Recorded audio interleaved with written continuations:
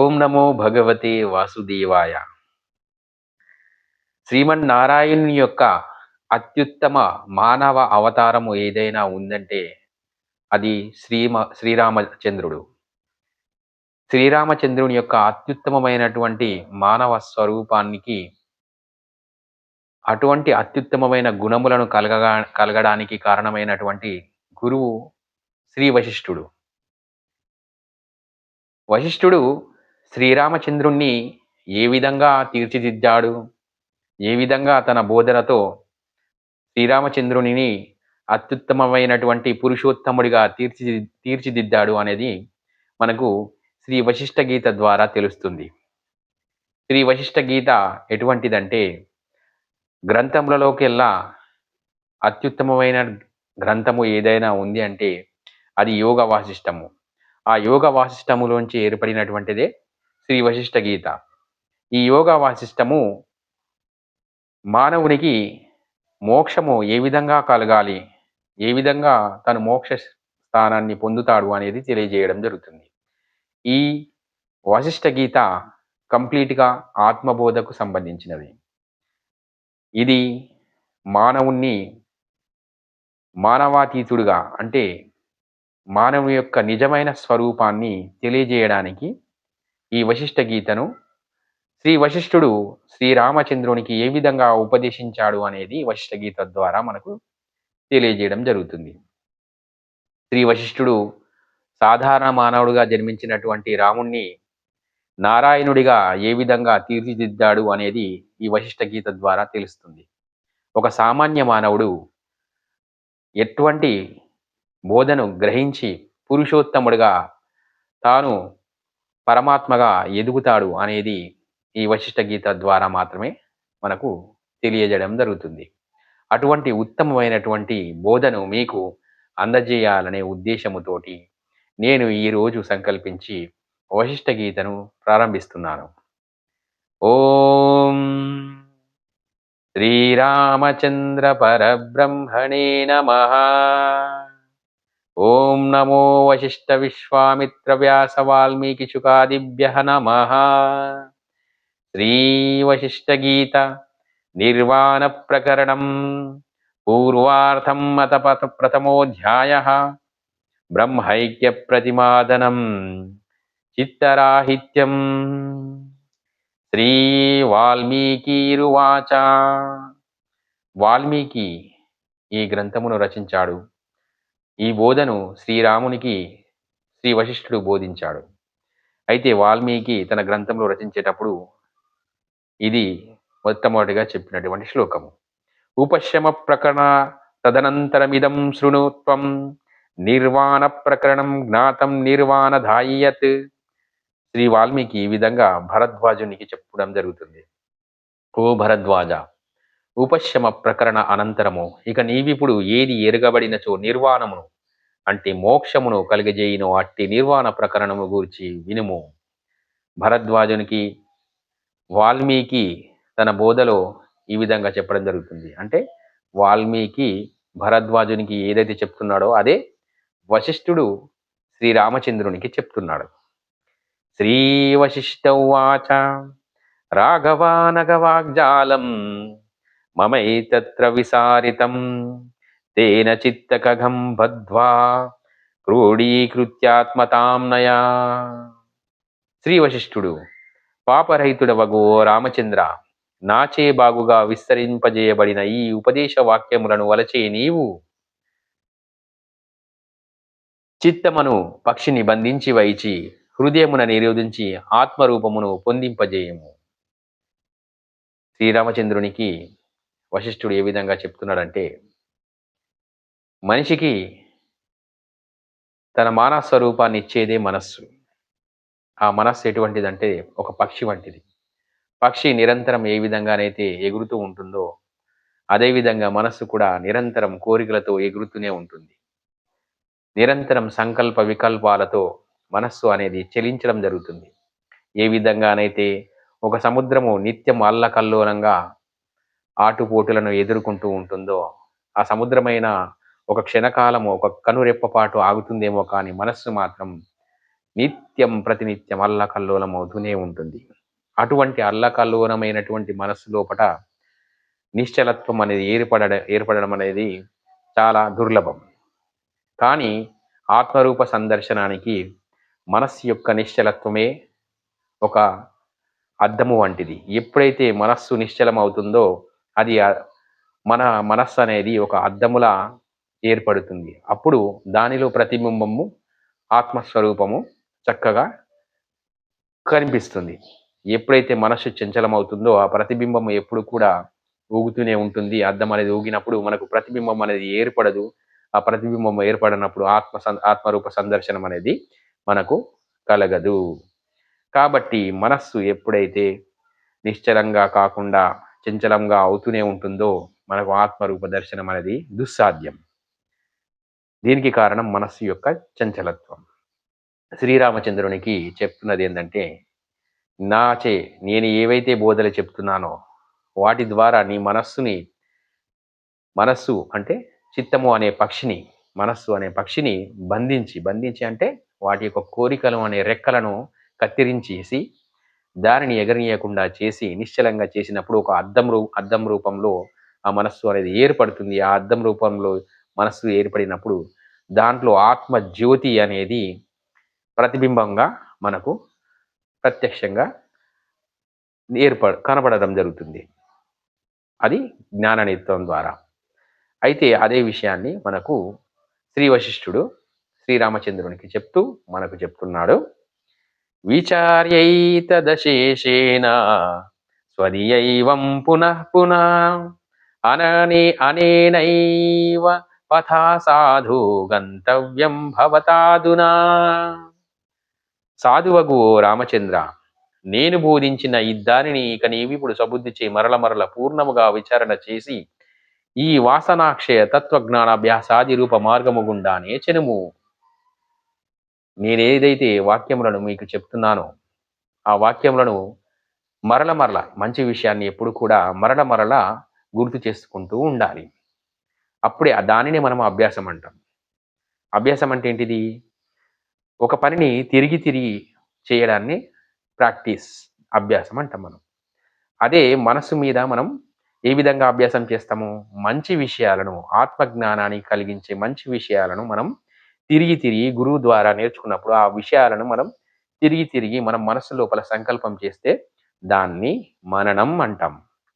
ఆత్మజ్ఞానానికి సంబంధించి మూడు విషయాలు చాలా ముఖ్యమైనటువంటి విషయాలు. ఆ ముఖ్యమైనటువంటి విషయాలు ఏంటి అంటే, ముఖ్యమైనటువంటి ఈ భాగాలే ఆత్మజ్ఞానానికి 3 మెట్లు. ఒకటి శ్రవణము.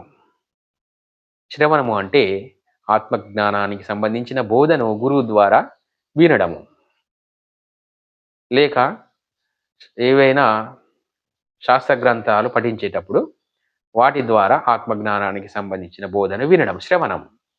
గురువు ద్వారా బోధన విన్న తర్వాత మననము అంటే విన్నటువంటి బోధను మళ్ళీ మనస్సు లోపట మళ్ళీ తిరిగి జ్ఞప్తికి చేసుకుంటూ ఉండాలి. ఆ విధంగా జ్ఞప్తికి చేసుకుంటూ ఉంటే అది అభ్యాసపూర్వకంగా మన మనస్సుకి అలవాటు అవుతుంది. ఆత్మజ్ఞానానికి సంబంధించినటువంటి బోధ ఏదైతే ఉందో ఆ బోధ అనేది మనస్సుకి అలవాటు పడడం జరుగుతుంది. ఎందుకంటే ఈ ఆత్మజ్ఞానానికి సంబంధించిన బోధ మనస్సుకు అంత తొందరగా అనేది ఎక్కదు. ఎందుకంటే ఈ మనస్సు అనేది విషయాల వైపు తొందరగా ఆకర్షితం అవుతుంది. మనస్సును ఒక దగ్గర నిలబెట్టడం చాలా కష్టం, కానీ పరిగెత్తించడం చాలా సులభం. మనము మనస్సుని ఒక దగ్గర నిలబెట్టడం అంటే మనము గురువు చెప్పినటువంటి బోధను మనస్సుకి కట్టేస్తున్నాం అన్నట్టు. ఆ గురువు చెప్పే బోధన ద్వారా మన మనస్సుని కట్టేసి ఆత్మజ్ఞానం వైపు మన మనస్సుని ప్రయాణానికి మనం ప్రేరేపిస్తున్నాం. అప్పుడు మన మనస్సు మన మాట వినడానికి అంతగా ఇష్టపడదు. ఎందుకంటే అలవాటు పడిన జన్మల నుంచి వస్తున్న ఈ మనస్సు విషయాల వైపు, సంకల్పాల వైపు త్వరగా బయలుదేరుతూ ఉంటుంది. దాన్ని మరల్చడం, దాన్ని కట్టివేయడం సామాన్య మానవులకు మొదట్లో చాలా కష్టమవుతుంది. కాబట్టి గురువు యొక్క అవసరం అనేది ఏర్పడుతుంది. గురువు యొక్క అవసరం ఎందుకు అంటే మనస్సు అనేది వినదు.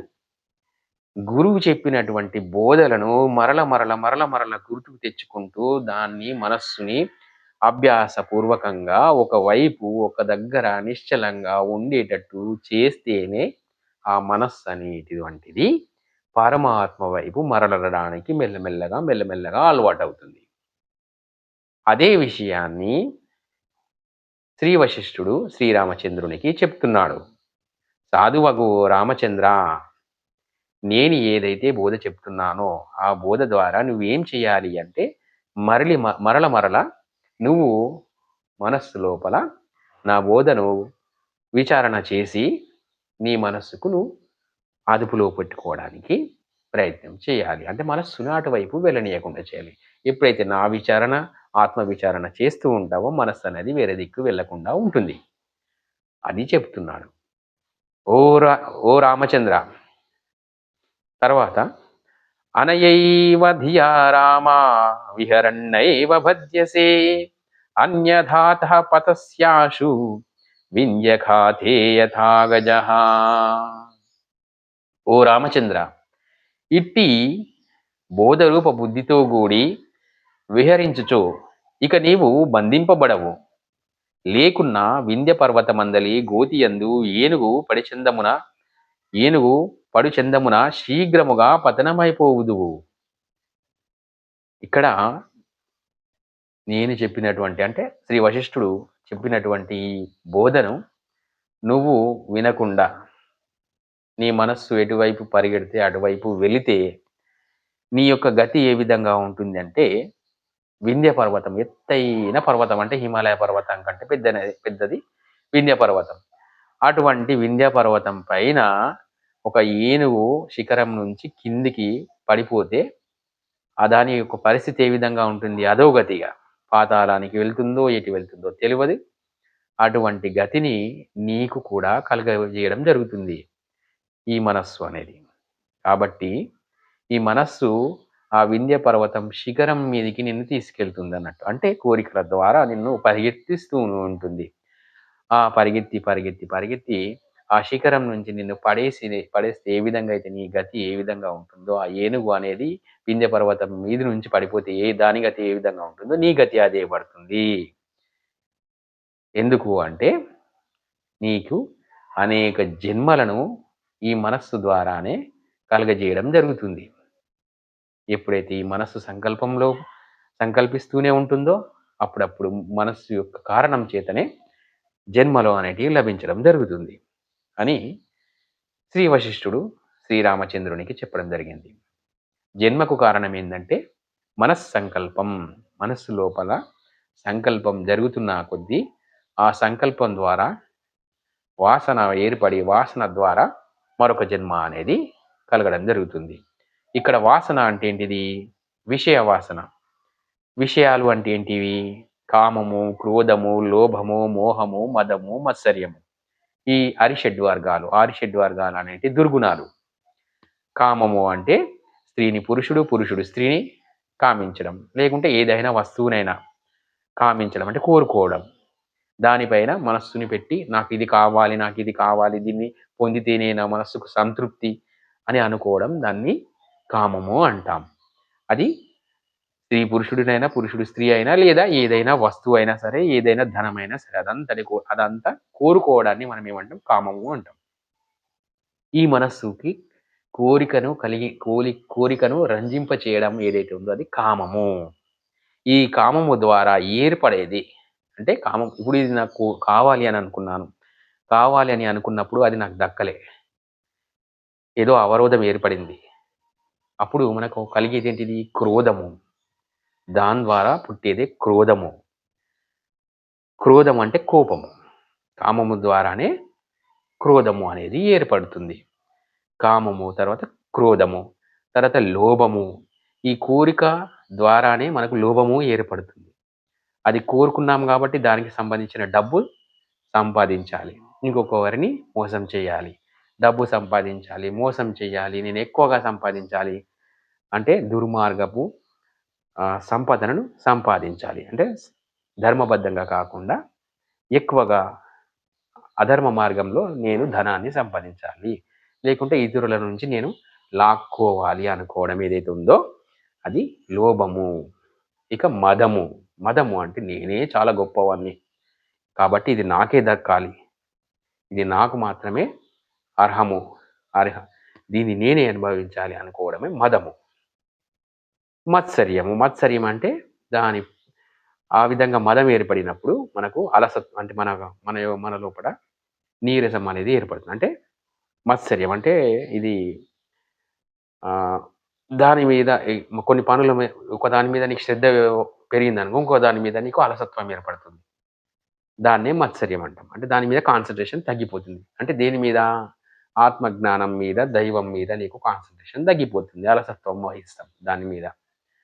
ఎప్పుడైతే ఈ కోరికలనే వైపు మనం ప్రయాణం చేస్తామో, అప్పుడు దైవము లేకుంటే ఆత్మజ్ఞానం వైపు మనసు ప్రయాణించడానికి ఇష్టపడదు. అలసత్వం వహిస్తుంది. దాన్నే మనం ఏమంటాం? మత్సర్యము. అంటే సోమరితనం ఏర్పడుతుందన్నట్టు. అటువైపు వెళ్ళకుండా. ఇది మత్సర్యము. కామము, క్రోధము, లోభము, మోహము, మదము, మత్సర్యము. మోహము. మోహము అంటే ఏంటిది? ఏ విధంగానైతే కామము ఏర్పడిందో దానిపైన వ్యామోహం అంటే అదే శ్రేష్టమైనది, అదే ఉత్తమమైనది అని కోరుకోవడమే, అని అనుకోవడమే మోహము. దీనికంటే శ్రేష్టమైనది ఇంకొకటి లేదు. ఇప్పుడు అందమైన ఒక పురుషుడు ఉన్నాడు అనుకోండి. అప్పుడు అందమైన పురుషుడిని కోరుకునే స్త్రీ ఆ అందమైన పురుషుడే సర్వోత్తమమైన వాడు, ఇంతకంటే అందమైనది ఇంకొకటి లేదు అని అనుకోవడం అది మోహము. అదేవిధంగా స్త్రీ పురుషుడు ఏ విధంగా అయితే కోరుకుంటుందో, పురుషుడు స్త్రీని అదేవిధంగా అందమైన స్త్రీ, ఇంతకంటే అందమైనది ఇంకొకటి లేదు, లేకుంటే స్త్రీ ఒకటే ఈ సృష్టిలో అందమైనది అనుకోవడం అనేది మోహము. ఈ సృష్టిలో అన్నింటికంటే అందమైనది ఏంటిదంటే ఆత్మ, పరమాత్మ. దానికి మించిన అందము ఈ సృష్టిలో మరొకటి లేదు. ఇది తెలియక మనము జడమైన శరీరాల వైపు ప్రయాణం చేస్తున్నాం అన్నట్టు. ఇది అందమైనది, ఇది నేను కోరుకోవాలి, దాన్ని నేను సంపాదించుకోవాలి, నా జీవితంలో నాకు ఒక భాగంగా మిగిలిపోవాలి అని మనం ఈ విధంగా నానా వ్యసనాలకు, నానా విధమైన తప్పులకు, అధర్మాలకు మనం వెళ్తూ ఉన్నాం. దీనికి కారణం ఏంటంటే ఈ ఆరే: కామము, క్రోధము, లోభము, మోహము, మదము, మత్సర్యము. ఈ ఆరింటి ద్వారానే మన మనస్సుకి చలనం అనేది జరుగుతూనే ఉంటుంది. మరి ఏ చలనము లేనటువంటి అంటే కొత్తగా పుట్టినటువంటి చిన్నపిల్లలు కానీ, వృద్ధులకు కానీ ఎటువంటి చలనం ఉండదు కదా అని మనం అనుకోవచ్చు. దానికి వాసన అంటే ఏంటంటే పూర్వజన్మంలో ఇవన్నీ మనం అనుభవించాం కాబట్టి అవన్నిటి వైపు మెల్లమెల్లగా మనస్సు అనేది మరలుతుంది. అంటే ఇప్పుడు వృక్షం అనేది సంపూర్ణంగా ఏర్పడింది. ఆ వృక్షం నుంచి ఇంకొక బీజము కొత్తగా మనకు పుడుతుంది. ఆ బీజము వృక్ష రూపంలో ఉండదు, కానీ ఆ వృక్షానికి సంబంధించిన లక్షణాలన్నీ కూడా బీజం లోపల ఉంటాయి.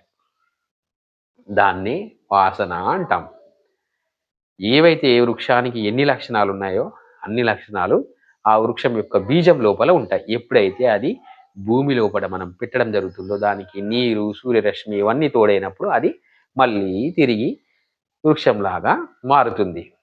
ఈ బీజము వృక్షంలాగా మారడానికి కారణం ఏంటి అంటే, దానికి పూర్వజన్మ అయినటువంటి వృక్షం యొక్క లక్షణాలన్నీ కూడా వాసన రూపంలో దాని లోపల నిగూఢంగా ఉన్నాయి.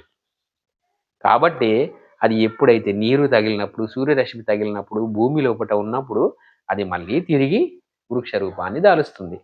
అదేవిధంగా ఈ నవజాత అంటే కొత్త జన్మగా పుట్టినటువంటి చిన్నవారు వాళ్ళందరూ కూడా మెల్లమెల్లగా పూర్వవాసనానికి సంబంధించినటువంటి లక్షణాలను కలిగి ఉంటారు. కాబట్టి వాళ్ళు ఈ జన్మలో కూడా ఆ వాసనలకు లోనై పరమాత్మను లేకుంటే ఆత్మజ్ఞానాన్ని మరిచిపోయి వీరు మళ్ళీ విషయాల వైపు పరిగెడుతూ ఉంటారు. భగవంతుణ్ణి మరిచిపోతారు, ఆత్మజ్ఞానాన్ని గురించి పట్టించుకోరు. ఈ విధంగా జరుగుతుంది. కాబట్టి మరి ఒక జన్మకు ఈ వాసన అనేది కారణమవుతుంది. ఎంతవరకైతే నువ్వు భగవంతుణ్ణి తెలుసుకోవో అంతవరకు నీకు ఈ జనన మరణం అనే చక్రం అంటారు దీన్ని. సంసార చక్రం అనేది, జనన మరణ చక్రం అనేది ఏర్పడుతూనే ఉంటుందన్నట్టు. ఆ విధంగా సంసార చక్రం అనేది తిరుగుతూనే ఉంటుంది. సంసార చక్రం పునరపి జననం, పునరపి మరణం. మళ్ళీ మళ్ళీ పుట్టడం, మళ్ళీ మళ్ళీ చనిపోవడం. ఇది నిరంతరం జరిగే ఒక సర్కిల్. సైక్లిక్ సర్కిల్ అంతే. అది దీనికి ఎండ్ అనేది లేదు సామాన్యంగా. మరి దీనికి ఎండ్ కార్డ్ ఎట్లా పడాలి అంటే దీనికొకటే ఎండ్ కార్డ్. అదేందంటే తనను తాను తెలుసుకోవడం. తనను తాను తెలుసుకోవడం అంటే ఏంటిది? ఆత్మజ్ఞానం. తనెవరో కాదు. తను పరమాత్మ యొక్క పుత్రుడను. పరమాత్మకి ఏవైతే లక్షణాలున్నాయో ఆ లక్షణాలన్నీ కూడా నీ లోపల నిండితేనే నీవు ఆ పరమాత్మలో చేరుతావు. దానినే మోక్షం అంటారు. అప్పుడు ఆ పరమాత్మ లక్షణాలన్నీ కూడా నీ లోపలికొచ్చినప్పుడు నీవు కూడా దేవుని యొక్క పుత్రునిగా మారుతావు. అప్పుడు దేవుని యొక్క పుత్రుడివైనప్పుడు నీవు ఎవరైతావు? రాజపుత్రుడు రాజే. అదేవిధంగా దేవుని పుత్రుడు దేవుడే అవుతాడు. ఆ విధంగా నువ్వు పరమాత్మలో లీనమవ్వడానికి, మోక్షాన్ని పొందడానికి అర్హుడవుతావు. దానికి సంబంధించిన బోధను గురువు ద్వారానే మనము పొందడం జరుగుతుంది. ఈ గురువు ద్వారా పొందాలి అంటే ఇటువంటి వశిష్ఠుడు, విశ్వామిత్రుడు, వ్యాసుడు, వాల్మీకి, శుకుడు, గౌతమి మహర్షి ఇటువంటి మహామహులు ఎంతోమంది వారందరూ కూడా ఏ విధమైనటువంటి బోధల ద్వారా వాళ్ళు గొప్పవారుగా మారారో అటువంటి బోధలను మనం తెలుసుకున్నప్పుడు మనం కూడా అటువంటి జ్ఞానాన్ని పొందుతాము. లేదంటే ఈ జనన మరణ చక్రమును అనేది నిరంతరం అనేది కంటిన్యూ అవుతూనే ఉంటుంది. మరి ఈ నిరంతరం కంటిన్యూ అవుతుంది కాబట్టి నాకు వచ్చేటటువంటి నష్టము ఏమిటి అనంటే ఈ జనన మరణ చక్రము అనేది అటువంటిది ఎప్పుడు కూడా బాధతో కూడుకున్నది. ఇది ఏమి సంతోషం కాదు. మనం ఏదైతే సంతోషం అని అనుకుంటున్నామో అది తాత్కాలికమైనటువంటి సంతోషం. ఏదో కొద్ది రోజులు సంతోషంగా ఉంటున్నాము కానీ మిగిలిన రోజులంతా కూడా ఈ సంతోషం కోసం మనం ఎన్నో బాధలను అనుభవిస్తూ ఉన్నాం ఎన్నో జన్మల నుంచి. ఇది బాధ అని మనం తెలుసుకోలేకపోతున్నాం. ఈ కొంతకాలమే మనం స్పృహలో ఉంటున్నాం. ఆ కొంతకాలం స్పృహలో ఉంటున్నాం కాబట్టి ఇది నేను సంతోషంగా ఉంటున్నాను అని అనుకుంటున్నాం. కానీ ఈ కొంతకాలం సంతోషంగా ఉంటున్నావు అని అనుకొని ఎంతో కాలం ఎన్నో కోట్ల కోట్ల జన్మల నుంచి నువ్వు బాధలను అనుభవిస్తున్నావు. అది నువ్వు గ్రహించలేకపోతున్నావు. ఎన్నో బాధలను అనుభవిస్తూ ఈ జన్మలను ఎత్తుతూ ఎన్నో దెబ్బలకు ఓర్చుకుంటూ ఎన్నో వ్యాధులకు ఓర్చుకుంటూ నీవు శరీరాన్ని పొందుతున్నావు, శరీరాన్ని వదిలిపెడుతున్నావు. ఇది ఈ చక్రం అనేది నిరంతరం జరుగుతూనే ఉంది. మరి దీని నుంచి బయటపడే మార్గం ఒకటే మార్గం. భక్తి మార్గం, దైవ మార్గం, ఆత్మజ్ఞాన మార్గం. ఈ ఆత్మజ్ఞానాన్ని, దైవాన్ని తెలుసుకున్నవాడే ఈ జనన మరణ చక్రం నుంచి బయటపడతాడు.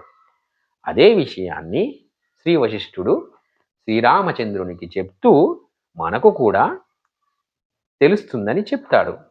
ఏ విధంగానైతే శ్రీరామచంద్రుడు శ్రీమన్నారాయణుడిగా మారాడో మనం కూడా మారడానికి అవకాశం ఉంటుంది. కాబట్టి అటువంటి గుణాలు మన లోపల ఉన్నప్పుడు మనం కూడా శ్రీరామచంద్రుడి లాగానే ఉన్నాడు అని అంటారు. ఎందుకు? లక్షణాలను బట్టి వ్యక్తిని పొగుడతారు. నారాయణుడికి ఏ లక్షణాలు ఉన్నాయో రాముడికి అటువంటి లక్షణాలు ఉన్నప్పుడు రాముడు నారాయణుడే అని అంటారు. అదేవిధంగా రాముడికి ఏ విధమైనటువంటి లక్షణాలు ఉన్నాయో అటువంటి లక్షణాలు నీలోపట ఉన్నప్పుడు, నాలోపట ఉన్నప్పుడు నిన్ను కూడా రాముడే అని అంటారు. అవునా కాదా? అటువంటి లక్షణాలను తెలుసుకొని, అటువంటి గుణాలను తెలుసుకొని, అటువంటి ధర్మ కార్యాలను తెలుసుకొని మనము ఆ విధంగా ఉన్నప్పుడు మనం కూడా రాముడిగా మారుతాము. మనం కూడా నారాయణుడిగా మారుతాము. ఇదే ఆత్మ జ్ఞానము, దైవ జ్ఞానము, జ్ఞాన బోధ. ఇంత చిన్నటి విషయాన్ని మనము చాలా సంక్లిష్టంగా ఆలోచిస్తున్నాం. సంక్లిష్టంగా అంటే అది మనకు తెలియదు కాబట్టి సంక్లిష్టం. తెలుసుకుంటే చాలా సులభము. ఇంత సులభమైన విషయాన్ని మనం తెలుసుకోకుండా మనము మన మనసు చెప్పిన మార్గంలో, మన మనసు చెప్పిన కోరికల వైపు లేకుంటే ఇతరులు కూడా మనల్ని మన మనస్సుని డైవర్ట్ చేస్తారు. అరే! ఏది ఆనందము? ఇక్కడ ఎంత మంచి సంతోషంగా ఉండంగా ఏం దేవుడు అని అంటారు. కానీ అసలైన ఆనందము దేవుడే అని నీకు నిజాన్ని ఎవరు చెప్పరు. ఇదే ఆనందము దీని వైపు వెళ్ళకుండా అటువైపు ఎందుకెళ్తున్నావు అని అంటారు. అది మిస్‌గైడ్ చేస్తుంటారు మిమ్మల్ని. ఆ కొద్ది కాలం మీకు సంతోషంగా అనిపిస్తుంది. కానీ దాని కోసము కొన్ని కోటాను కోట్ల జన్మల దుఃఖాన్ని మీరు అనుభవించాల్సి వస్తుందని గురువు మాత్రమే మీకు చెప్తాడు. దీన్ని తెలుసుకోవడం ద్వారానే మనకు నిజం అనేది గ్రహించడం జరుగుతుంది. అప్పుడు మాత్రమే మనకు మన బుద్ధి లోపట బల్బ్ అంటారు కదా! అప్పుడు జ్ఞానోదయం కలగడం మొదలైతుంది. అమ్మా! నేను ఈ చిన్న సుఖం కోసం ఇన్ని కోటాను కోట్ల జన్మల దుఃఖాన్ని నేను అనుభవించాల్సి వస్తుందా అని అప్పుడు మన మనసు లోపల మన బుద్ధి లోపల ఒక బల్బ్ అనేది వెలుగుతుంది. అప్పుడు దైవం గురించి, ఆత్మజ్ఞానం గురించి, మోక్షం గురించి, ఈ జనన మరణ చక్రం గురించి తెలుసుకొని దీని నుంచి తప్పించుకోవడానికి మార్గం గురించి ఆలోచిస్తావు. అప్పుడు గురువు యొక్క ఆవశ్యకత అనేది ఏర్పడుతుంది. దాని ద్వారానే ఈ మోక్షము అనేది సంభవమవుతుంది. తదుపరి విషయాలను మనం మళ్ళీ తెలుసుకుందాం. ఈ బోధ అనేది నిరంతరం కొనసాగే సాగరం. దీనికి ఎప్పుడు కూడా ముగింపు అనేది ఉండదు. నేను కాకపోతే ఇంకొకరనే చెప్తారు. అందరికీ జై శ్రీమన్నారాయణ, జై శ్రీకృష్ణ.